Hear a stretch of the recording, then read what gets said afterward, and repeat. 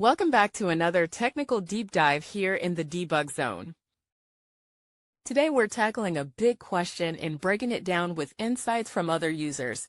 Hopefully this clears up some misconceptions and helps you get the answer you need. So buckle up, stay a little curious, and let's jump right in.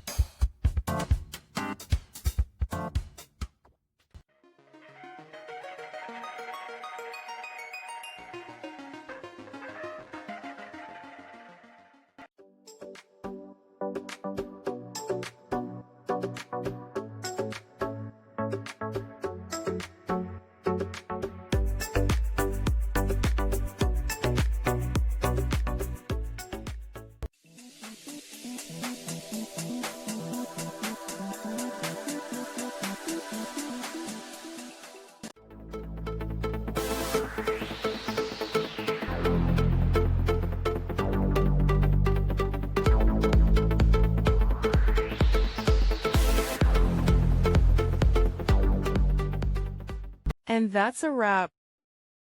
I hope you found the answer you were looking for. If you did, take a second to hit that subscribe button. It really helps out. And let me know in the comments which solution worked best for you. See you next time in the debug zone.